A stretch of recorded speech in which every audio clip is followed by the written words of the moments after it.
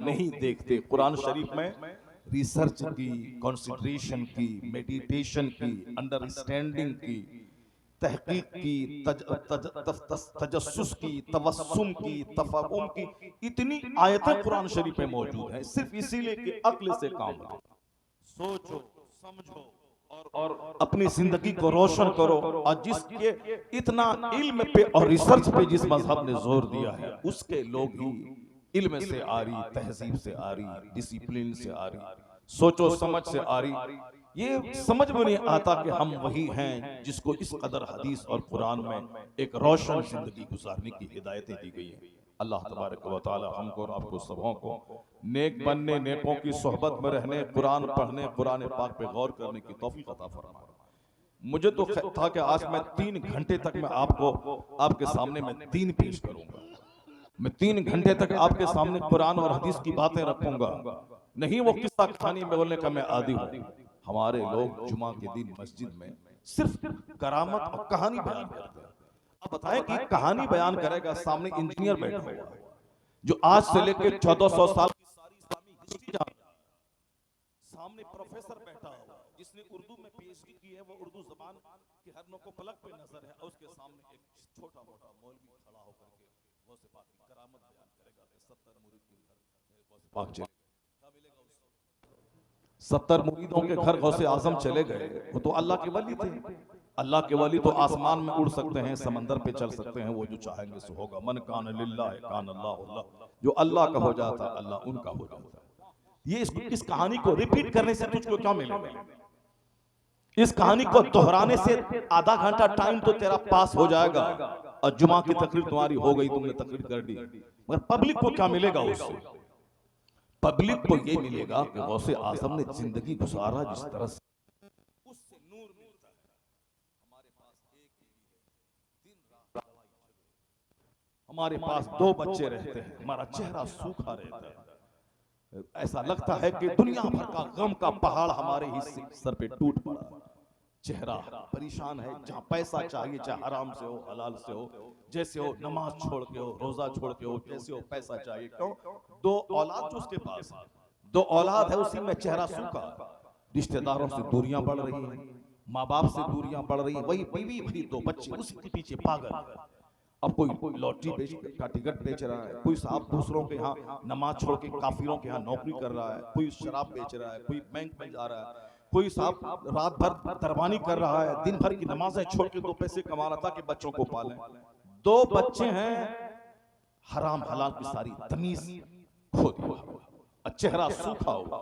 एक बीवी है, रात दिन लड़ाई झगड़े, मगर गौसे आजम की जिंदगी मेरे लिए नूर है। अल्लाह ने क्यों कहा नेकों के साथ रहा? अल्लाह ने क्यों कहा नेकों के जिक्र के वक्त में रहमतें नाजिल होती है? क्यों कहा? हदीस पाक में क्यों आया इंदा जिक्री सालिहीन, सालिहीन के जिक्र के वक्त में रहमतें नाजिल होती है। सालिहीन के जिक्र से नूर मिलता है, सालिहीन के जिक्र से जीने का शऊर मिलता है। हमें अपनी जिंदगी पे नजर सानी करने का एक मजाज वहां से मिलता है। कैसे मिलता है? एक बीवी में चेहरा उजड़ा रहता है, एक बीवी में लत्तम चुत्तम का माहौल है, 2 बेटे मेरे चेहरे की खुशी को छीन लिया, कहां से खिलाएं?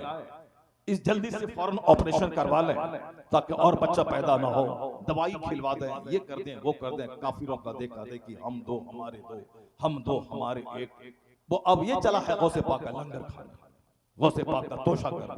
गौसे पाक ने सारी जिंदगी दुनिया को अपने से दूर रखा और हम गौसे पाक का नाम लेते हैं ताकि अरबपति बन जाए, ताकि हम खरबपति बन जाए, तोशा कादरिया दिलवाएंगे, मालदार बन जाएंगे। गौसे आजम उनकी औलाद है जिसने दुनिया को तलाक दिया। गौसे आजम मौला अली की औलाद है, गौसे आजम हसनैन करीमैन की औलाद है। गौसे आजम के वालिद गिरामी मौला अली ने दुनिया को तलाक दे दिया। दुनिया सज धज के उनके पास आई थी, मौला अली ने तलाक दे दिया। कहा लोगों ने हुजूर किसको तलाक दिया? कहा दुनिया सज के आई थी और कह रही थी मुझे कबूल कर लीजिए, मुझे कबूल कर लीजिए। मौला अली ने कहा मैंने इसको तलाक दे दिया। यहूदी के कुएं से पानी खींचते थे, मुश्किल कुशा शेर खुदा फातह खैबर, रिस्क हलाल की ये जुस्तजू थी। और आज सर पे टोपी, चेहरे पे दाढ़ी और 50 ब्लेजर और सदरी मोदी जी की तरह, और रिस्क हरा और ये चले हैं उम्रा पे उम्रा ठोकने के लिए। मत जाओ उम्रा करने के लिए। अगर पैसे तुझ पर नहीं है तो हज फर्ज तुम पर नहीं। अगर पैसे तेरे पास नहीं है तो उम्रा तुझ पर वाजिब नहीं। पैसे तेरे पास नहीं है तो ज़कात फर्ज नहीं। पैसे तेरे पास नहीं है तो कुर्बानी वाजिब नहीं है। अगर पैसे नहीं है तो तुम धन्य हो, धन्य कि तुमको हज का हिसाब नहीं देना। पैसे तेरे पास नहीं है तो ज़कात का हिसाब नहीं देना। पैसे तेरे पास नहीं है तो फिर तुमको कुर्बानी का हिसाब नहीं देना। पैसे तेरे पास नहीं है तो सदक़े फित्र का हिसाब तुझको नहीं देना। हज फर्ज हुआ 10 साल पहले, ये 10 साल के बाद भी हज नहीं किया, कल करेंगे, परसों करेंगे, अगले साल करेंगे, बेटी की शादी, फला काम, तब हज करेंगे।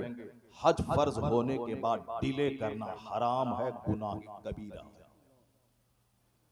नमाज फर्ज है, हज फर्ज नहीं है तुम पर। अगर तुम्हारे पास माल नहीं है तो जो फर्ज है, एक वक्त की नमाज छोड़ना हराम और गुनाह कबीरा है, मेजर से बड़ा गुनाह। शराब पीने से भी बड़ा गुनाह है नमाज से पंजगाना छोड़ना। 10 साल कोई शराब पिएगा, तौबा करेगा, सच्ची तौबा, दोबारा नहीं किया अल्लाह माफ कर देगा। लेकिन अगर इस पर नमाज फर्ज हुई 15 साल में और नमाज शुरू किया 25 साल में, यह 10 साल की नमाज उसके जिम्मे कज़ा है। 50 उम्रा कर लेगा तो भी यह 10 साल की नमाज उसके जिम्मे से साकित नहीं होगी। 50 हज कर लेगा तो भी उसको यह 10 साल की नमाज बतौर कज़ा उसको अदा करनी पड़ेगी। अब इसी से आप अंदाजा लगा लीजिए कि नमाज कितना बड़ा फर्ज है। तोशा कादरिया है, नमाजी नहीं लगा। बैठो। ज़ैनुल आबिदीन के कलाम के टाइम में झूम रहा था और अभी हदीस और कुरान सुनने का टाइम है तो भाग रहा था। सारी जिंदगी भागता रहेगा अगर कुरान हदीस नहीं सुनेगा।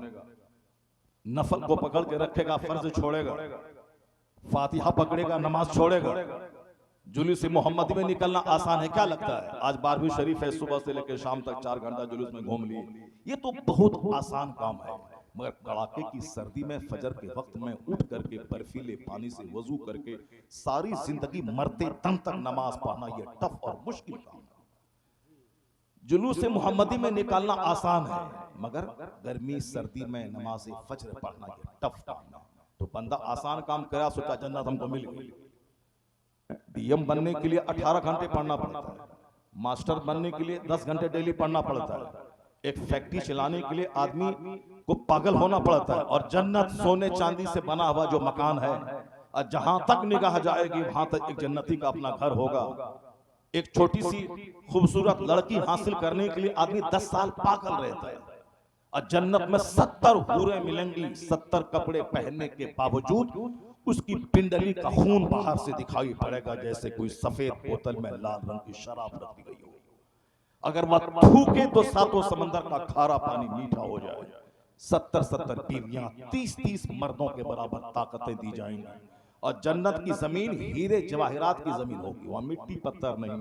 इसलिए तो गौसे आजम के सिलसिले के एक शेख ने कहा था, मेरे लाल, मेरे बेटे, मेरी एक बात गिरा बांध के रख ले, दुनिया के किसी सुख की तलाश तेरे चेहरे की रौनक को छीन नहीं पाएगी। आज हम खुदकुशी कर रहे हैं, हमारे बच्चे जहर खा के मर रहे हैं कोटा में मेडिकल की तैयारी करते हुए। क्यों? हम डॉक्टर नहीं बन पाएंगे, जहर खा के मर रहे हैं। हमारे बच्चे हैरान परेशान, ये इंटरव्यू, वो इंटरव्यू, ये कंपटीशन, वो कंपटीशन, यहाँ जाएं, अरब जाएं, कतर जाएं, दुबई जाएं, कुवैत जाएं, इतना पैसा कमाएं, 10 साल के बाद घर लौटें, मकान बनाएं, गाड़ी खरीदें, परेशान है, हैरान है। तो दुनिया का छोटा सा घर जो जलजले में ढह जाता है, छोटा सा घर जो आग लगने के बाद शॉर्ट सर्किट लगने से खत्म हो गया, दुनिया की छोटी सी गाड़ी आज लिया 5 साल के बाद पुरानी हो गई। तो इसके लिए 10 साल जाके ऊंट चराना है सऊदी अरब।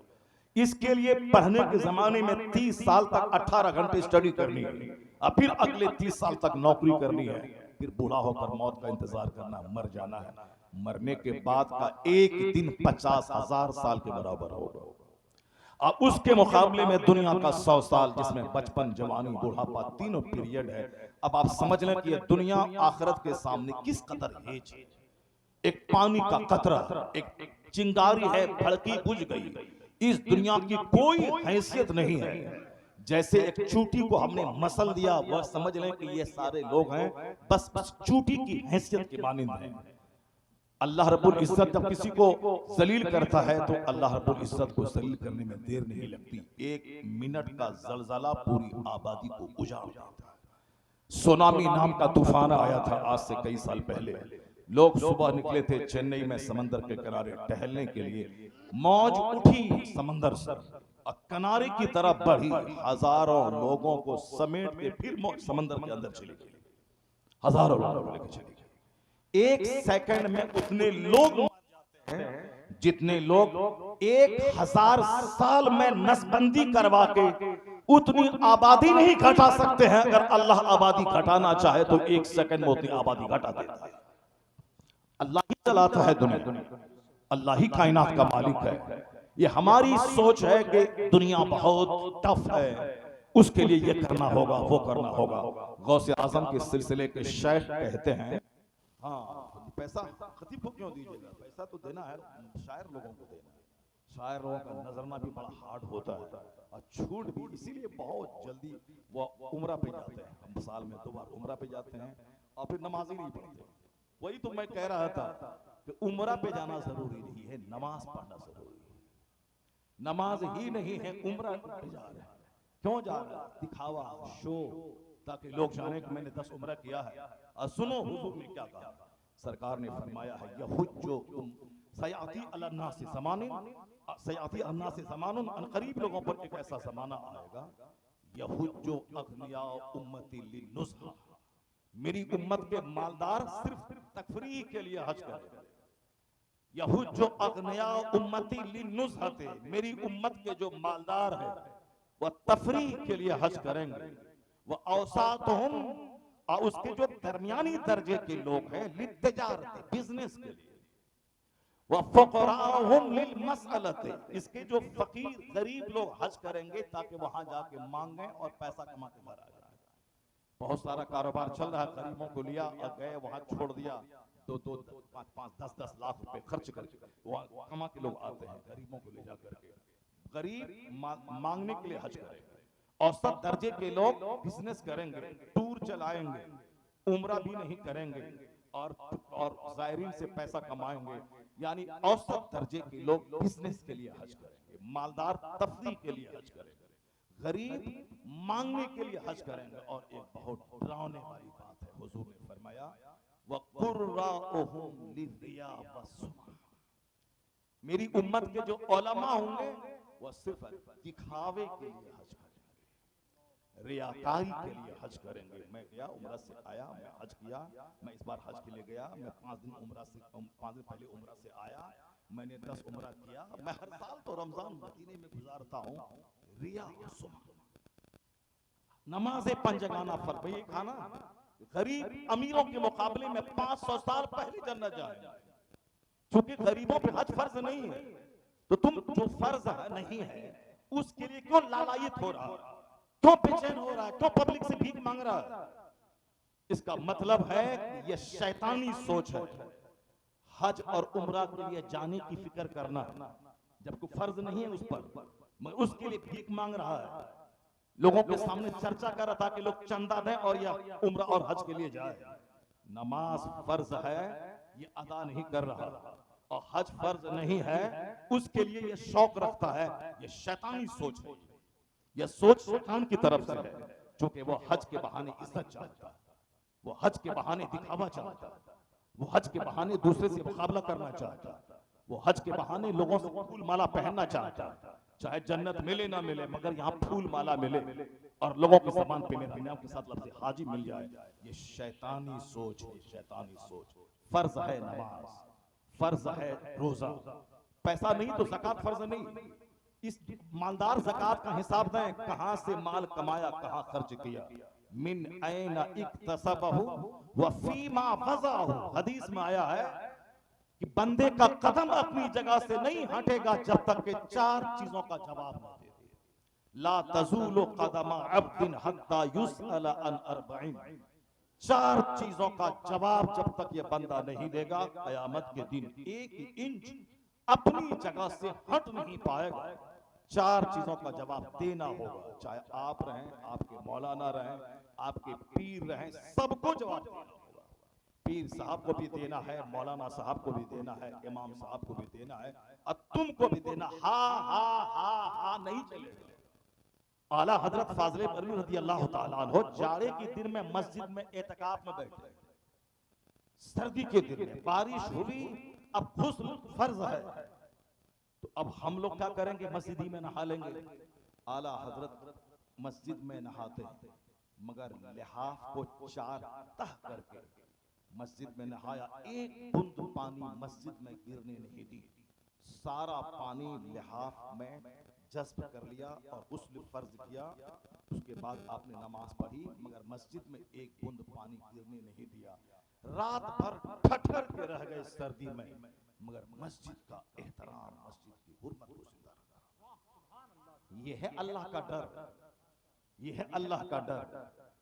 गुलाम आपके पास था जो इफ्तारी सहरी लाता था, एक लड़का था। आला हज़रत क्या खाते थे इफ्तारी में, एक प्याली फिरनी खा लिया, एक पान खा लिया, सहरी के टाइम में थोड़ा कुछ खा लिया, बस उसके बाद 2 घंटा सोना है। पूरे 22 घंटे सिर्फ दीन की खिदमत के लिए किताबें लिखनी है और गौर व फिक्र करना है।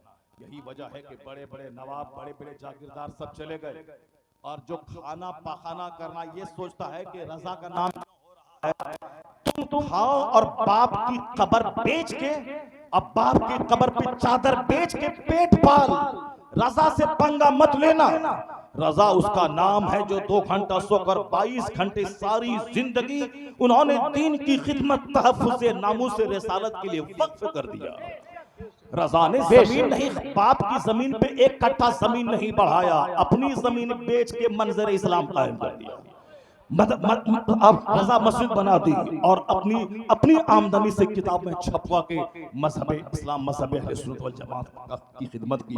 तब अल्लाह ने सौदागरान से उठाया और शोहरत के उस आसमान पे पहुंचा दिया कि आज लोग मरने के 5 साल तक उनका बेटा जिंदा रखता है। अब मुरीद सिर्फ उर्स के मौके पे अपने पीर को जिंदा रखता है। और आला हजरत वो है जो हर फजर के बाद मस्जिद में सलाम है उनका, हर दरसगाह में सलाम है उनका। अमेरिका में रजा रजा, हॉलैंड में रजा रजा, ऑस्ट्रेलिया में रजा रजा, हिंदुस्तान के हर स्टेट्स में रजा। अब साल गुजर रहे हैं, रजा का नाम मिसले सूरज चमकता चला जा रहा है। अब पूरी दुनिया में वादी रजा की कोहे हिमाला रजा का है। जिस समत देखिए वो इलाका रजा का। नारे तकबीर, इलाका रजा, नारे ये है a man who dedicates his life for the sake of Allah, जो अपना जीवन अल्लाह के लिए समर्पित कर देता है, अल्लाह उसको इज्जत देता है, मकबूलियत देता है, शोहरत देता है। रजा सिर्फ घूंघट डालने वाले पीर का नाम नहीं है। रजा एक दाई कबीर, मुस्लिह आजम, मुजद्दिद आजम और दीन का दर्द रखने वाले सच्चे आलिम दीन का नाम है। इसलिए हदीस में आया है कि एक आलिम 1 घंटा बच्चे को पढ़ा दे और कोई रात भर 1000 रकात नमाज़े नफल पढ़े, उससे बेहतर है कि 1 घंटा बच्चों को दीन सिखा दे। क्योंकि 1000 रकात नमाज से अपना फायदा होगा, हम जन्नती बनेंगे। मगर एक किताब लिख दी तो अब कयामत तक के लोग जो उस किताब से रोशनी हासिल करेंगे, उन करोड़ों का से मिलेगा, उन सबों का मिला करके दर्जे की बुलंदी उसको मिलेगी जो उस किताब का लिखने वाला होगा। आला हजरत को फतवा रज़िया ने इतना बुलंद किया है कि कोई इधर उधर का आदमी उसके नाम को घटा ही नहीं सकता है। चाहे नदवी हो, चाहे मज़ाहिरी हो, चाहे सहारनपुरी हो, और चाहे सुन्नी कहलाने वाले कोई मदारी हो, चाहे कोई भी हो, रजा का नाम दबा नहीं सकेगा। चूंकि रजा ने जो कुरान का तर्जमा किया, जो फतवा रज़िया दिया है, जब तक उससे इस्तिफादा होता रहेगा, रजा का डंका वर्ल्ड में बजता रहेगा। बेशक बेशक, सुभान अल्लाह। रजा ने सिर्फ चादर चढ़ाने का पैगाम नहीं दिया है, रजा ने इल्म सीखने का पैगाम दिया।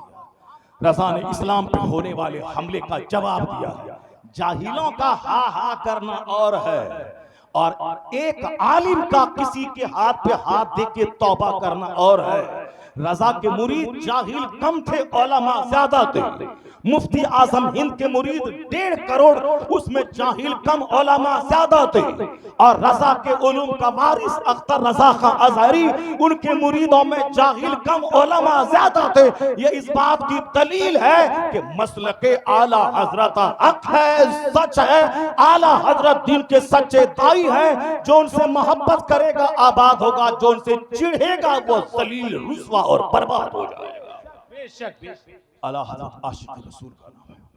बातें तो बहुत हो सकती थी, मगर हजरत बैठे हुए, मैं 3-4 घंटे का टाइम नहीं ले पाऊंगा। बस 2-3 बातें जिसको मैं स्टार्ट किया हूं उसको मैं आप तक मैं पहुंचा दूं। दीन क्या है, दीन की रूह क्या है, बुजुर्गों से हमको क्या सीखना है। तो आला हजरत की जिंदगी का जो कैरेक्टर है, ये मस्जिद का एहतराम, ये हमें सिखाता है कि मस्जिद में दाखिल होने से पहले अल्लाह का खौफ, अल्लाह का डर दिल में होना चाहिए। ऐसे नहीं जैसे चाहा घुस गया, जैसे चाहा बैठ गया, पंखा स्टार्ट कर दिया और बैठ के गपशप करने लगे। तुम्हारे लिए मॉडल है आला हजरत, इतने बड़े मुजद्दिद हो के एहतराम मस्जिद। तो बुजुर्गों की जिंदगी से रोशनी हासिल करना चाहिए। और बुजुर्गों की जिंदगी से रोशनी मिलती है, उनकी जिंदगी का वो गोशा बयान करना चाहिए जिससे हमारे सीने का घमंड टूटे, हमारे दिल का गुरूर खत्म हो, हमारे सीने से बदगुमानी खत्म हो, हमें रोशनी मिले। सुनो गौर से, गौसे आजम के सिलसिले का वो शेख क्या कहता है। वो शेख कहते हैं कि दुनिया का कोई सुख जन्नत के सुख के मुकाबले में कोई हैसियत नहीं रखता। दुनिया में चाहे आज की तारीख में 1000 करोड़ की यानी 800 करोड़ की आबादी, 8 अरब लोग दुनिया में, और इसमें 2 अरब कलमा पढ़ने वाले मुसलमान। अगर ये मुसलमान सिर्फ एक ईंट, 200 करोड़ मुसलमान अगर एक ईंट हाथ में लेकर इसराइल की तरफ फेंक दे तो इसराइल नाम का कोई मुल्क नहीं बचेगा दुनिया में। वो इसराइल पहाड़ों का एक देश बन जाएगा। 200 करोड़ मुसलमान, 70-80 लाख है यहूदी, और छोटा सा मुल्क है इसराइल। यहूदी का मुल्क ही नहीं है वो। इतना जलालैन में पढ़ता था आज से 25 साल पहले, सूरे बकरा की आयत है, ग़ुरिबत अलैहिमुज़ ज़िल्लतु वल मस्कना। यहूदियों पे पहले अल्लाह ने बड़ी नेमतें की हैं। 40 साल मैदान में रहा, मन और सलवा खाने वाली कौम, अल्लाह की नेमतों से फायदा उठाने वाली कौम। सामने पीछे फिरौन है, सामने समंदर है, जनाबी मूसा अलैहिस्सलाम के 7 समंदर पार कर जाने वाली कौम। पीछे फिरौनी डूब गए और बनी इसराइल के लोग समंदर पार कर गए। इतनी नेमतें अल्लाह ने उस कौम पे की, लेकिन ये पाजी बदतमीज कौम नेमतें मिलने के बाद फिर मुकर जाने वाली और नबी को कहने वाली कि तुम और तुम्हारा खुदा लड़े, हम तो नहीं जाएंगे लड़ने के लिए। ये पाजी कौम है, नबियों की कातिल कौम, अल्लाह की खा के अल्लाह की नाफरमानी करने वाली कौम। एक दिन में 45 नबियों को ज़बह करने वाली कौम, 140 वलियों को कत्ल करने वाली कौम। अब फाइनली, पहले तो अल्लाह ने नेमत की, जब ये रोता गिड़गिड़ाता था और पैगंबर इनके दुआ करते थे तो अल्लाह ताला माफ करके फिर नेमत करता था। लेकिन जब फाइनल में अल्लाह ने कहा कि अब इस पर मुसल्लत, मस्कनत, फक्र फाका, जिल्लत मुसल्लत कर दी गई। अब कयामत तक के लिए इस कौम को इज्जत नहीं मिलेगी। ग़ुरिबत अलैहिमुज़ ज़िल्लत, इस पर जिल्लत और मस्कनत तारी होगी, कोई सल्तनत यहूदी की नहीं होगी दुनिया में। तो मैंने सवाल किया था, इसराइल क्या चीज है हजरत? यहूदी का मुल्क है। का इसराइल अब कुछ नहीं, इसराइल अमेरिका की नाजायज औलाद है।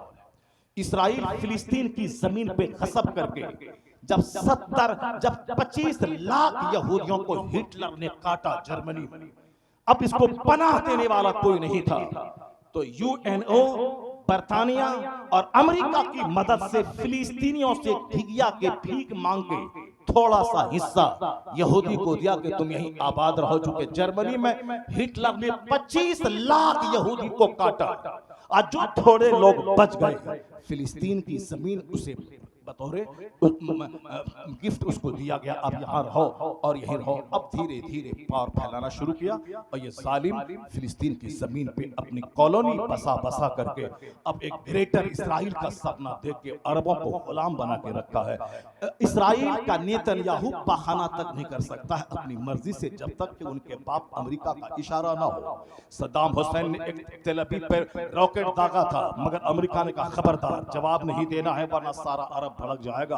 तो तलबीब जल रहा था मगर उसका जवाब नहीं दे सकता था। अभी यमन के लोगों ने रॉकेट दागा मगर ये उसका जवाब नहीं दे रहा, सारा अरब बिगड़ जाएगा। इसलिए हमास के नाम पे वहीं तक महदूद है जहां तक उनके आका का इशारा है। तो इसराइल नाम का कोई मुल्क यहूदी का नहीं है, वो अमेरिका की कॉलोनी है। अल्लाह ने यहूदी को जलील कर दिया है, कयामत तक वो जलील रहेगा। तुम ये मत बोलना कि आज यहूदी के पास माल ज्यादा है, माल देकर अल्लाह ने उसकी इज्जतें छीन ली। अमेरिका का गुलाम है वो, और सारे अरब की निगाहों में खटकता है। जिस दिन ये अरब के लोग मुत्तहिद हो गए, मुसलमान आपस में मिल गए, उस दिन इसराइल नाम का कोई मुल्क दुनिया में नहीं रहेगा। और ये चाहे अरब मिले न मिले, मुसलमान तौबा करें न करें, चाहे अरब के हिजड़े अमेरिका की गुलामी करते रहे, कुछ नहीं होगा। मेरे नबी सच्चे, मेरा खुदा सच्चा। अल्लाह कहता है युरीदून लियुत्फिउ नूरल्लाहि बिअफ़वाहिहिम वल्लाहु मुतिम्मु नूरी। कुरान कहता है ये काफिर अपने मुंह से इस्लाम का नूर बुझाना चाहते हैं, अल्लाह उस नूर को पूरा करना चाहता है। तो अल्लाह जो चाहेगा वही होगा, काफिरों के चाहने से कुछ नहीं होगा। और हुजूर कहते हैं ला यब्का अला ज़हरिल अर्द बैतु मदरियम वला फख्र इल्ला अदखलहुल्लाहु कलिमतल इस्लाम। इस धरती पर कोई कच्चा पक्का घर नहीं बचेगा मगर वहां अल्लाह इस्लाम का कलमा दाखिल फरमा देगा। कैसे दाखिल फरमाएगा कि जब यहूदी खदेड़ कर मारा जाएगा और किसी दरख्त की आड़ में पनाह लेगा तो हुजूर कहते यकूलु शजर, वो दरख्त बोलेगा ए अब्दुल्ला यहूदी जुन वराई, यहूदी मेरे पीछे छुपा है। अब मुजाहिद जाएगा, या तो उसे काटेगा या वो यहूदी कलमा पढ़ के मोमिन बनेगा। पूरी दुनिया में एक घर नहीं बचेगा जहां इस्लाम दाखिल न हो। या इस बात की दलील है कि मुस्तफा सच्चे, और वो दिन आने वाला है कि यहूदी खदेड़ के निकाला जाएगा और कत्ल किया जाएगा और कोई मजहब नहीं रहेगा दुनिया में। एक मजहब मजहबे इस्लाम रहेगा, एक मसलक मसलक अहले सुन्नत व जमाअत। बेशक सुभान अल्लाह। है नूरे खुदा कुफ्र की हरकत पे खंदसन, फूंकों से चिराग बुझाया नहीं जाएगा। ये हम लोगों की सोच है कि ऐसा क्यों हो गया, वैसा क्यों हो गया, ऐसा क्यों अपनी तरफ से हमला कर दिया। हम लोगों की माएँ हमें खाने पीने पाखाना करने के लिए पैदा करती हैं, और फिलिस्तीन की माएँ अपने बच्चों को जिहाद और शहीद होने के लिए पैदा करती है। अगर बरेली में रहना मेरा मुश्किल हो जाए तो मेरी माँ बोलेगी बरेली छोड़ के लखनऊ चलो। अगर उत्तर प्रदेश में रहना मुश्किल हो जाए मेरी माँ बोलेगी उत्तर प्रदेश छोड़ के अब बिहार चलो, वहां अमन है। अगर बिहार में दंगा हो रहना मुश्किल हो तो माएँ बोलेगी बंबई चलो। इंडिया में रहना मुश्किल हो तो माएँ कहेंगी अब ऑस्ट्रेलिया चलो। मगर 70 साल से फिलिस्तीनी शहीद हो रहे हैं, उसकी माएँ नहीं बोलती हैं कि फिलिस्तीन छोड़ करके अब उर्दू चलो, अब सऊदी अरबिया चलो, उसके बच्चे शहीद हो रहे हैं। मगर माँ कहती है कि फिलिस्तीन नबियों की जमीन, रसूलों की जमीन, इमामुल अंबिया की इमामत की जमीन, नहीं छोड़ेंगे इसे। आज नहीं तो कल मेरी नस्ल में कोई सलाहुद्दीन पैदा होगा जो यहूदी को खदेड़ के निकालेगा, किबले अव्वल को उनके कब्जे से आजाद करवाएगा। नारे तकबीर, नारे रिसालत। उनकी माएँ धन्य है, वो मुजाहिद जन्म देती है, मुजाहिद पैदा करती है। उनकी माएँ शहीद होने के लिए बच्चों को पैदा करती है, उनकी माएँ जान देने के लिए बच्चों को पैदा करती है। क्यों? मरना तो सबको है, कौन है दुनिया में जीने के लिए आया है? मगर कोई मर रहा है लेटरिन रूम में, कोई मर रहा है गुटखा खा के, कोई मर रहा है हॉस्पिटल में, कोई मर रहा है एक्सीडेंट में, कोई मर रहा है हल जोतते हुए। तो गुटखा खा के मरना और है, रब के नाम पे शहीद हो जाना और है, और अपने खेत में एड़ी रगड़ के मरना और है, मस्जिद अक्सा की आजादी के लिए शहीद हो जाना और है। मरना तो है ही, तो अपने घर में अटैक आया, गिरा, मर गया, इससे बेहतर है वह मौत जो अल्लाह के नाम पे आ जाए। फिलिस्तीन के लोग आयरन बॉडी के हैं, इसलिए हुजूर ने नाम लिया है उर्दुन का, शर्क उर्दुन, गर्ब उर्दुन, बैतुल मक़दिस, उसके अकनाफ बैतुल मक़दिस। एक करोड़ रहेगा जो हमेशा लड़ता रहेगा, यहां तक कि आखिरी करोड़ दज्जाल से जिहाद करेगा, और दज्जाल को लुद के मकाम पे, जहां इस्राइल का एयरपोर्ट है, उस लुद के मकाम पे दज्जाल को मारेगा। फिर इमाम मेहदी और नबी ईसा अलैहि सलाम पूरी दुनिया पे छाएंगे, इस्लामी सल्तनत कायम होगी। वह सारी चीजें मुस्तफा ने बता दी। मुजाहिदीन का दस्ता बैतुल मक़दिस के अकनाफ से निकलेगा और खुरासान से एक दस्ता आएगा। ऐसा लगता है कि मुस्तफा मदीने में बैठकर कयामत तक के सारे मनाजिर अपने गुलामों के सामने रख रहे हैं। तो हमने 1400 साल में यही देखा, एक भी बात मुस्तफा की गलत साबित नहीं हुई है। मुस्तफा सच्चे, और ये बात भी सच्ची होगी कि फिलिस्तीन आजाद होगा, इस्राइल का नामो निशान दुनिया से मिट जाए। बेशक मुस्तफा सच्चे, अल्लाह सच्चा। और हमारे पास कुछ तो है नहीं, हमारे पास तो ये भी नहीं है कि हम यहाँ से दुआ करें, रात में उठ करके तहज्जुद पढ़ें, रात के आखिरी पहर में दुआ कबूल होती है। कम से कम इस्राइल फिलिस्तीन जाके अपने भाई की मदद नहीं कर सकते हैं, यहूदी को के टेंट को नहीं तोड़ सकते हैं, तो कम से कम अपने घर में फजर से पहले तहज्जुद के टाइम में उठ करके 2 रकात नमाज पढ़ के आंसू बहा के कहें, इलाही मेरे भाई पे रहम फरमा। हम लोग मस्जिदों को वीरान करते हैं, इसीलिए क़िबले अव्वल यहूदियों के नरगे में, इलाही अब मैं तौबा करता हूँ कि अब मैं नमाज नहीं छोड़ूंगा। तुम्हारी सच्ची तौबा गौसगंज में हो, यहाँ आंख से आंसू निकलेंगे, यहाँ तहज्जुद के टाइम में तेरे हाथ दुआ के लिए निकलेंगे, तेरी माँ बहन बेटियां दुआ करेंगी। जो काम एटम बम नहीं कर पाए वह काम तेरी दुआ कर जाएगी, वह काम तेरा सजदा कर जाएगा। मगर ये भी तो हमसे नहीं होता, वहां जाके लड़ना तो दूर की बात है, अपने घर में उठना तक नहीं होता। अब यह वक्त है तौबा का, ये वक्त है नमाज पढ़ने का, ये वक्त है गुनाहों के छोड़ने का, ये वक्त है खामोश और मौन रहने का, अंदर ही अंदर काफिरों के खिलाफ सुलगने का वक्त है। मगर फिर भी बस व्हाट्सएप देखा, आहा चूचा किया, उसके बाद जिस खबासत में मुब्तला थे उसको 1 मिनट के लिए नहीं छोड़ा। तो हम जैसे हलवा चाटने वाले मजनू से क्या हो सकता है?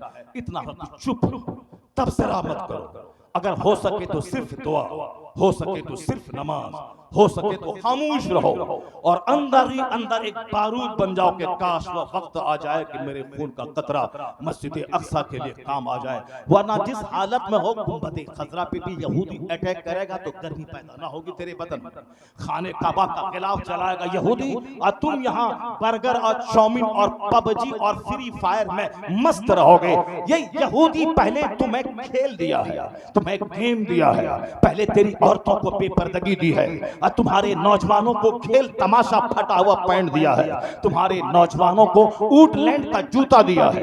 ये यहूदी Thums Up, Coca Cola, Pepsi दिया है ताकि तुम दूध छोड़ के थम्स अप पियो, ताकि तुम शरबत छोड़ के कोका कोला पियो। अगर गैरत सीने में जिंदा है तो कोका कोला को पांव के नीचे मसल दे, पेप्सी को मसल दे, चाहे मेहमान आए या कोई बाराती आए, उसे हराम समझ ले, अगरचे हराम नहीं है मगर उसे हराम समझ ले, इसका पैसा यहूदी को जाता है और यहूदी हमारे बच्चों पे बम गिराता है। अगर दुनिया के 200 करोड़ मुसलमान उनके प्रोडक्ट का इस्तेमाल बंद कर दे, यहूदी कंगाल हो जाएगा, यहूदी गरीब हो जाएगा, यहूदी मिस्कीन हो जाएगा। हम तलवार नहीं चला सकते तो उनका प्रोडक्ट का परित्याग कर दें ताकि डायरेक्ट या इनडायरेक्ट वे में यहूदी पे प्रहार हो, वो जलील और रुसवा हो जाए। ये तुम्हें करना होगा, ये तुम्हें आगे बढ़ना होगा। ऐसा नहीं कि ज़बान पे चटक मटक जारी है, चाहे फिलिस्तीन के बच्चे मरे, थम्स अप चाहिए, कोका कोला चाहिए, नेस्ले चाहिए, उसका दूध चाहिए बच्चों को, उसका कोई बदल हो उसका इस्तेमाल कर।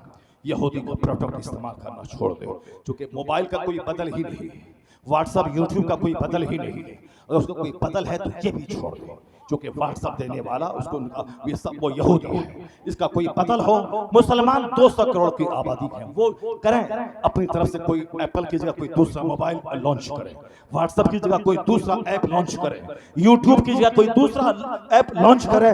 मुसलमान है वो ये इन खबीस मीडिया की जगह पे कोई इस्लामिक मीडिया लॉन्च करे।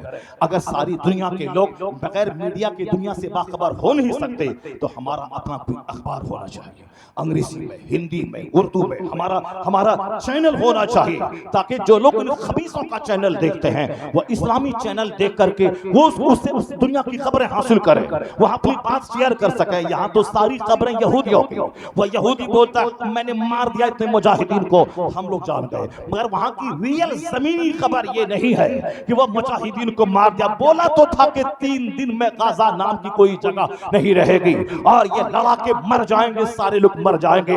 वो खबीस मरदूद हिजड़े आज 1.5 महीना होने जा रहा है, कहां गया तेरा दावा कि हम गाजा खत्म कर देंगे? पता चला यहूदी झूठ बोलता है, यहूदी झूठ बोलता है। एक मुजाहिद 1000 यहूदी को जहन्नम पहुंचाने के लिए काफी हो जाता है। अल्लाह है, इन्ना नस्रुल्लाहि करीब, अल्लाह की मदद करीब है।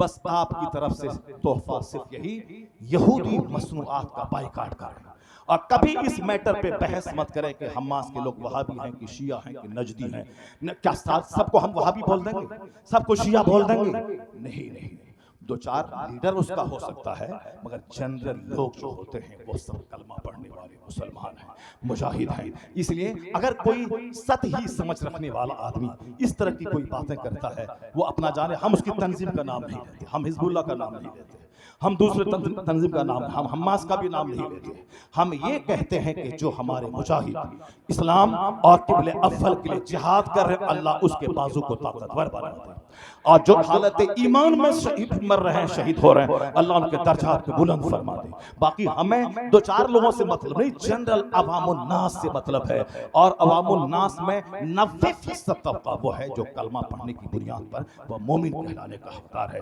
मस्जिद का एक अगर कोई इमाम देवबंदी है, ऐसा थोड़ी कि सारा गांव देवबंदी है, वो देवबंदी है, उसके पीछे नमाज नहीं होगी। मगर जो लोग जानते ही नहीं है कि थानवी किसका नाम है, गंगोही किसका नाम है, नानोतवी किसका नाम है, अम्बेठी किसका नाम है, बराहीन कातिया किसका नाम है, तक़वियतुल ईमान किसका नाम है, कुछ नहीं। हा हा हा हा, ये हमारा इमाम देवबंदी है, हाँ हम देवबंदी है। मेरा इमाम बरेलवी है, हाँ हम बरेलवी है। ये बोलता है जुलूस हराम है, हाँ हाँ जुलूस हराम है। ये बोलता है कि फातिहा हराम है, हाँ हाँ हराम है।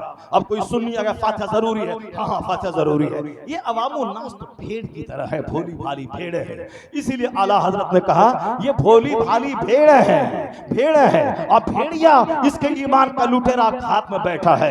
इन भोली भाली भेड़ों पे रहम करना, इसको उन भेड़ों के हवाले, भेड़िया के हवाले मत करना। तो अवामुन नास तो भोली भाली चीज है। इमाम बदला और लोग बदल गए, इमाम मस्जिद से निकाला, सारे लोग सुन्नी, इमाम दूसरा है। इसलिए सोच समझ के अगर ऐसा करेगा तो फिर लोग क्या कहेंगे तुझे। वह बातें कानून की बात अपनी जगह है, सर आंखों पे आला हजरत जो लिखा वह सच लिखा। बाकी जो गुस्ताखे रसूल मुसलमान कब हो सकता है? तो हमने गुस्ताखे रसूल को मुजाहिद कहाँ कहा, हमने गुस्ताखे रसूल को हमने जन्नती कहाँ कहा? हम तो जन्नती उसे कहते हैं जो वफादारी मुस्तफा है, जो मोमिन कामिल है। अल्लाह ताला क़िबले अव्वल को आज़ादी दिलाए, और जो मुजाहिदीन इस्लाम यहूदियों से जंग कर रहे हैं, अल्लाह उनको हिम्मत और हौसला अता फरमाए। मेरी बात समझ गए आप लोग? मेरी बात समझे नहीं समझे? अगर समझ गए तो दोबारा इस सब टॉपिक को उठाइएगा नहीं। इस्लाम, सुन्नियत, मुसलमान, क़िबले अव्वल, फिलिस्तीन का नाम मुस्तफ़ा ने बार बार लिया है। मस्जिद बैतुल मक़दिस, अकनाफी मस्जिद अक़दिस, और उर्दुन शुमाल से लेकर जुनूब तक, जुनूब से लेकर शुमाल तक, शर्क़ से लेकर ग़र्ब तक, ये सब अरब है। और अरब के लिए, उर्दुन के लिए, बैतुल मक़दिस के लिए हुजूर ने नाम लिया है उर्दुन का, फिलिस्तीन का, शाम का, यमन का। तो शाम में अल्लाहुम्मा बारिक लना फी शामिना, अल्लाहुम्मा बारिक लना फी यमनिना, यमन के लिए, शाम के लिए। और मुस्तफ़ा ने खुशी का मुजाहिरा किया है। पूरब से आती है ठंडी हवा, कहां से? ये मुल्क हिंदुस्तान से। इसलिए कि यहाँ अहमद रजा है, यहाँ मुफ्ती आज़म हिंद है, यहाँ ताजुल शरिया है, यहाँ महबूब इलाही है, यहाँ साबिर क्लियर है, यहाँ ख्वाजा गरीब नवाज है। आज 40 करोड़ कलमा पढ़ने वाला हिंदुस्तान में मौजूद है। यह इस बात की दलील है कि मुस्तफा जान रहमत अलैहिस्सलाम को मुसर्रत की हवा हिंदुस्तान की तरफ से गई। आज अगर इस्लाम सॉलिडिटी की सूरत में कहीं है तो हमारा मुल्क हिंदुस्तान है। हमारा मुल्क हिंदुस्तान है, जहां आजादी से मस्जिद बना है, आजादी से मदरसा बना है, आजादी से रात के 4 बजे तक जलसा करवाए। वो एक दो आदमी से क्या होने है। हिंदुस्तान का कानून जबरदस्त है, हिंदुस्तान का संविधान जबरदस्त है। पंडित जी तो आज है कल हारेंगे, सड़क बैकफुट पे चले जाएंगे। मोदी जी आज है कल हारेंगे, वह गुजरात पवेलियन लौट के चले जाएंगे, मगर भारत रहेगा, भारत का संविधान रहेगा। हम इस तरह आजादी के साथ बहरीन और कतर, ओमान, दुबई में ऐसा जलसा नहीं कर सकते। ये हमारा मुल्क हिंदुस्तान है, जहां बरस से जलसा होता आ रहा है, मदरसों का कयाम होता चला आ रहा है। इस्लाम जितना स्ट्रॉन्ग यहां है, उतना ना बांग्लादेश में है, ना पाकिस्तान में मौजूद है। इसलिए हमारा मुल्क हिंदुस्तान, हम किसी पंडित जी और मोदी जी की वजह से अपने इस सुनहरे मुल्क के खिलाफ कभी नहीं। मेरा मुल्क, जहां मेरे लाखों करोड़ों आबा अजदाद जहां दफन है, यहाँ का कानून बड़ा जबरदस्त लाजवाब है। अगर वह कानून का गलत इस्तेमाल कोई हुक्मरान कहे, बस इंतजार, सब्र, फस्तबीर। कुरान ने दर्जनों जगहों पे कहा है सब्र कर, वंतज़िर, इंतजार कर। सब्र बहुत बड़ी ताकत है, इंतजार बहुत बड़ी ताकत है, धैर्य बहुत बड़ी ताकत है। धैर्य रखो, सब्र करो, कामयाबी का ताज तेरे सर पे रखा जाएगा। मोमिन बन के रहो, सब्र करो। या अय्युहल्लज़ीना आमनुस्बिरु वसाबिरु वराबितु। एक आयत में 3 जगह पे अल्लाह ने कहा सब्र करो। सब्र में काफिरों से आगे बढ़ जाओ, सब्र से काफिरों में आगे बढ़ जाओ। सब्र, धैर्य, हिकमत, खामोशी, अकलमंदी से काम करना, ये मेरा तुर्र इम्तियाज रहा है। जुनून बन के नहीं, पागल बन के नहीं, बगैर सोचे समझे नहीं। सब्र, धैर्य, इंतजार करो। आने वाले वक्त में कोई नहीं रहेगा। क्या रहेगा? हिंदुस्तान रहेगा, हिंदुस्तान का संविधान रहेगा, अजान रहेगी, मदरसा रहेगा, मस्जिद रहेगी, जलसा रहेगा, जुलूस रहेगा। कोई गुल बाकी रहेगा न चमन रह जाएगा, पर रसूलुल्लाह का दीन हसन। बहुत अच्छा। अल्लाह तबारक व तआला हमारे मुल्क हिंदुस्तान को सलामत रखे। हिंदुस्तान चाइना से अच्छा हिंदुस्तान हमारा, बहरीन से अच्छा हिंदुस्तान हमारा, बांग्लादेश और पाकिस्तान से अच्छा हिंदुस्तान हमारा, नॉर्वे, कनाडा से अच्छा हिंदुस्तान हमारा, यानी इन सारे जहां से अच्छा हिंदुस्तान हमारा। हम बुलबुलें हैं इसकी ये गुलशता हमारा। मैंने नाम लिया है इन ममालिक का, उससे अच्छा मदीना से अच्छा नहीं। मदीना में तो जहां मुस्तफ़ा आराम कर रहे हैं, वह हिंदुस्तान क्या, वह तो अर्शे मुअल्ला से भी अफजल है, वह तो खाने काबा से भी अफजल है। इसलिए ज्यादा बड़बड़ मत किया कीजिए, बात समझा कीजिए। यानी इन सारे जहां से अच्छा हिंदुस्तान हमारा, हम बुलबुलें हैं इसकी ये गुलशता हमारा। अब मेरा टॉपिक अधूरा रह जाएगा। फिक्र आखिरत के ताल्लुक से गौसे आजम के सिलसिले के शेख ने जो कुछ कहा है, उसको गिरह बांध के रखिए। पहले वो हदीस मुकम्मल करूं, उसके बाद गौसे आजम के सिलसिले शेख का वो जुमला नकल करूं, फिर गौसे आजम की जिंदगी का एक चैप्टर खोलता हूं, उसके बाद मैं तकरीर अपनी खत्म कर देता हूं। गौसे आजम की जिंदगी से नूर मिलता है, क्योंकि सारी बीमारियों की जड़ है दुनिया की मोहब्बत, और गौसे आजम ने दुनिया की मोहब्बत को सीने से निकाल के कैसे फेंका है, उसकी एक मिसाल मैं देता हूं। उसको आप अपने पास रखें और गिरह बांध के रखें, अपने घर जाएं। आपको गुफ्तगू मेरी पसंद आ रही है नहीं आ रही? मैं हक बोल रहा हूं कि जज्बाती कोई बात बोल रहा हूं? अगर नहीं बोल रहा हूं तो आप एक बार जोर से बोलें सुभान अल्लाह, हाथ उठा के बोले ला इलाहा इल्लल्लाह। अभी तो 5 घंटे तक आपसे मैं खिताब करता, मगर हमारे शेख आ गए, बहुत सीधे सादे शेख हमारे आ गए, और आला हजरत की गद्दी के तर्जमान आ गए। हुजूर रेहाने मिल्लत के चश्मो चराग आ गए। रेहाने मिल्लत बड़े मुतब्बिर और बड़े दूर अंदेश और बड़ी एडमिनिस्ट्रेटिव सलाहियत के मालिक थे। वो सरकार ताजुश शरिया, इल्म, फज़ल और तक़वा के शाहकार थे। तो उनके भाई, बड़े भाई रेहाने मिल्लत इल्म, हिकमत, तदब्बुर, तक़वा, दूर अंदेशी के माहिर थे। आज अगर इस्लामिया इंटर कॉलेज में वो गेट गुंबद रज़ा टाइप का नजर आ रहा है, तो समझें कि उसी कायदे मिल्लत की मेहनतों का नतीजा है। आज इस्लामिया इंटर कॉलेज के जिम्मेदार उर्स रज़वी को रोक नहीं सकते। इसका मतलब इनके दादा हुजूर रेहाने मिल्लत की मेहनतों का नतीजा है। आज अगर सियासी तौर पर खानदान आला हजरत के गिरफ्त एक धमक है हिंदुस्तान की राजनीति में, इस धमक को महसूस कराने वाली हस्ती का नाम इनका दादा हुजूर रेहाने इल्लत है।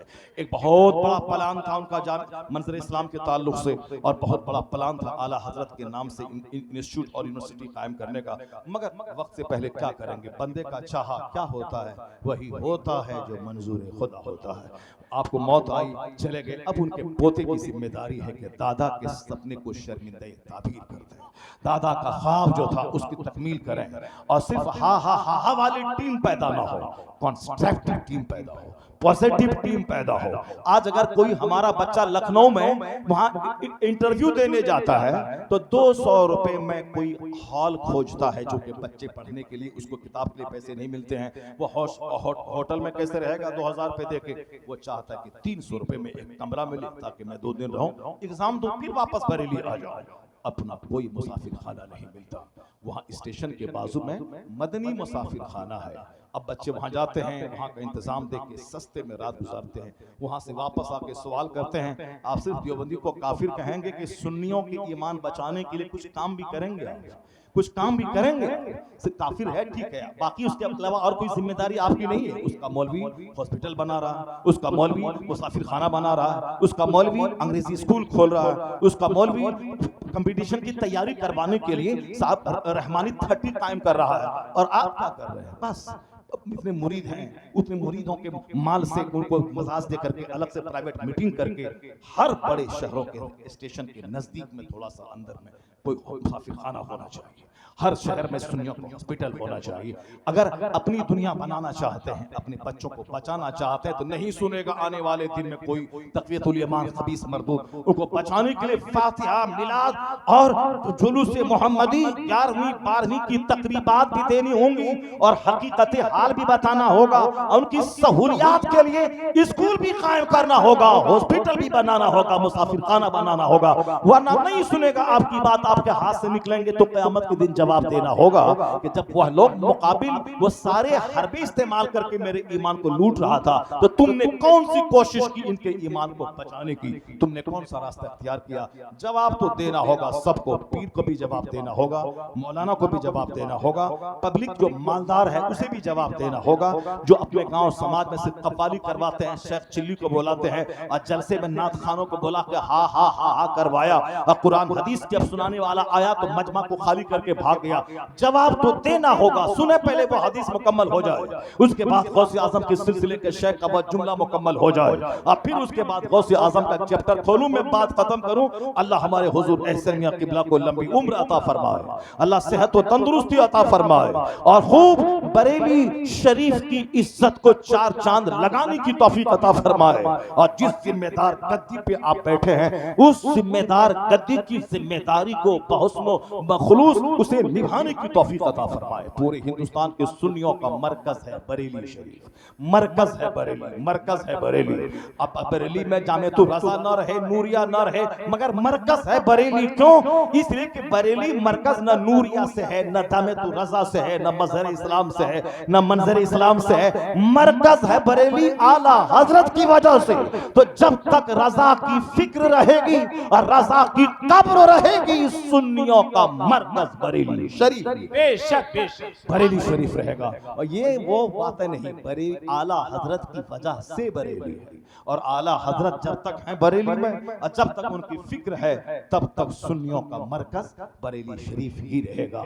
तुम्हारी भी जिम्मेदारी है कि हम बिहार में रहते हैं और तुम बरेली के बगल में रहते हो, और तुम्हारी जिम्मेदारी है कि तुम लोग एक बिहारी की तरह, एक बंगाली की तरह सिर्फ हा हा हा हा मत करके रह जाओ। तुम लोग कुरान की बात सुनो, तुम लोग हदीस की बात सुनो, नात 5 बंद पहले सुनो और 5 घंटे सिर्फ कुरान हदीस की बात सुनो, ताकि अगर कोई बंगाल बिहार का आदमी यहाँ आया तो बोलेगा अरे बिहार में तो जलसा होता है, वहां तो 5 शायर आता है, यहाँ तो 5 घंटे हदीस सुनते हैं। इसका मतलब है बरेली मेरे लिए मॉडल है कि जलसा कराएं कैसे, कोई बरेली जाके सीख लिया करे कैसे होना चाहिए। अगर तुम भी हाँ हाँ किया तो बिहारी को क्या पैगाम मिलेगा, एक बंगाली को क्या पैगाम मिलेगा, एक उड़ीसा वाला क्या तुमसे सीखेगा? बोलेगा इससे बेहतर तो हम हैं कि एक नात खां को बुलाते हैं और 5 खतीब को बुलाते हैं, नात 5 मिनट और 5 घंटे कुरान हदीस सुनते हैं। अब जरा वो हदीस पाक सुनिए।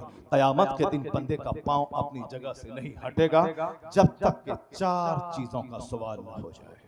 चार चीजों का अन उमर ही फीमा अफना, ये कीमती जिंदगी के बारे में कि तुमने किस काम में इस जिंदगी को सर्फ किया।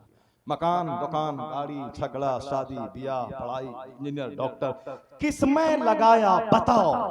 यह कीमती बहुमूल्य जीवन। एक नाखून अपनी जगह से अगर निकल जाए तो नेचुरल नाखून न अमेरिका का डॉक्टर बना सकता है, कोई नहीं बना सकता। एक दरख्त का पत्ता अगर टूट जाए, दुनिया का कोई भी साइंटिस्ट उस पत्ते को ओरिजिनल पत्ते की तरह नहीं बना सकता है।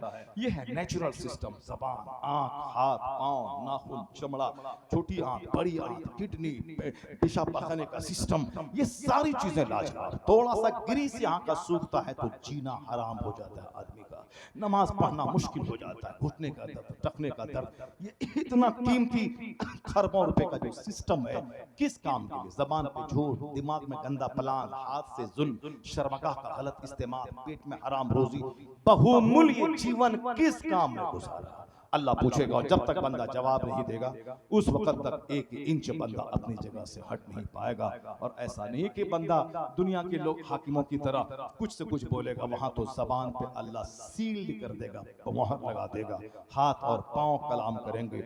अल-यौम नख्तिमु अला अफ़वाहिहिम व तुकल्लिमुना ऐदीहिम, सूरह यासीन में आया है, क़यामत का दिन तेरे मुंह पे मोहर लगा देंगे, तेरा हाथ अल्लाह से बात करेगा, इससे क्या काम लिया गया। पेट बोलेगा इसमें कौन सी ग़िज़ा डाली गई, पांव बोलेगा इसको किस तरफ ले जाया गया, ब्रेन कहेगा इसमें क्या सोच लाई गई। ये सारे पार्ट से गवाही देंगे। दूसरा सवाल होगा अन शबाबी, जवानी के बारे में। तुमने अपनी जवानी को किस काम में लगाया? बुढ़ापा तो बीमारी का घर है, बचपन तो गैर मुकल्लफ खेल कूद है, क्रीम पीरियड है जवानी का। दुनिया की खुशहाली भी उसी जवानी पर डिपेंड करती है। जो जितनी मेहनत करेगा, पढ़ेगा, लिखेगा, नौकरी करेगा, बिजनेस करेगा, खुशहाल रहेगा, दूसरों के सामने भीख नहीं मांगेगा, लाखों की मस्जिद बनाएगा। अगर सोएगा, खाएगा, सोएगा तो उसके घर में न पैसा आएगा, न उसके घर में चावल आएगा, न गेहूं आएगा, दूसरों के सामने हाथ फैलाएगा। तो दुनिया में खुशहाल बनने के लिए जवानी में मेहनत करनी होगी और जन्नत जाने के लिए भी जवानी ही में मेहनत करनी पड़ेगी। बुढ़ापे में तो पैर गया, हाथ गया, दांत गया, आंख गई, इसे ही करता है बूढ़ा आदमी। क्या करेगा? सजदे में सर झुकाया, पीछे से गैस निकल गई, वजू टूटा, बैठ के रोने लगा, क्या करेंगे? असल क्रीम पीरियड है जवानी का कि आदमी ईशा के वजू से फजर पढ़ सकता है। जवानी में आखिरत को भी रोशन करना है और दुनिया को भी रोशन करना है। अब बताएं कि सारी जिम्मेदारी जवानी पे है और ये जवान जिंदगी कैसे गुजार रहा है? मुंह में गुटखा है, फटा हुआ पैंट है, हाथ में धागा है, गले में सिकरी है। अब बताएं सिर्फ व्हाट्सएप और फ्री फायर पबजी का गेम है, यानी इसकी दुनिया भी गई, इसका उकबा भी गया। बाप, माँ बाप, भाई बहन सबकी जिम्मेदारी इनके कांधे पे है और ये खेल तमाशे में लगा हुआ है। नहीं घर में पैसा आता है जब तक दुकान न बैठा जाए, नहीं चावल घर में आता है जब तक बारिश के मौसम में धान न लगाया जाए। तो बगैर रोजी की तलाश के घर में धान चावल पैसा नहीं आता है। तो अल्लाह रोजी देने वाला है, फिर भी तुम दुकान में बैठना नहीं छोड़ता, खेती नहीं छोड़ता। तो अल्लाह माफ करने वाला है, जन्नत देने वाला है। तो तुमने ये फार्मूला वहां क्यों अपना लिया कि कुछ भी नहीं करे अल्लाह जन्नत देगा, माफ करेगा? अल्लाह रोजी देने वाला है तो क्यों पढ़ता है? अल्लाह रोजी देने वाला है क्यों दुकान में बैठता है? अल्लाह रोजी देने वाला क्यों खेत में हल चलाता है? तो तुम बोलेगा कि नहीं, रोजी देने वाला अल्लाह है, मगर तदबीर करनी होगी, मेहनत करनी होगी, ज़राए का इस्तेमाल करना होगा। यही बात वहां क्यों नहीं बोलता कि अल्लाह जन्नत देने वाला है, माफ करने वाला है, मगर उसके लिए मेहनत करनी होगी, तदबीर इख्तियार करनी होगी। साफ लफ्ज में अगर दुनिया में माल चाहिए तो दुकान जाना होगा और जन्नत चाहिए तो 5 वक्त मस्जिद जानी होगी। दुनिया में रोजी घर में चल के नहीं आती, रोजी की तलाश के लिए घर से निकलना पड़ता है। उसी तरह अल्लाह जन्नत देने वाला है, गुनाह माफ करने वाला है, मगर उसके लिए हमें मेहनत करनी होगी, नमाज पढ़नी होगी, ज़कात देनी होगी, रोजा रखना होगा। ये बात अगर दिमाग में आ जाए तो दुकान में भी बंदा बैठेगा, मस्जिद भी जाएगा, दुनिया में भी खुशहाल रहेगा और जन्नत भी हाथ से नहीं जाएगी। सवाल होगा ये क्रीम पीरियड जवानी को तुमने किस काम में लगाया?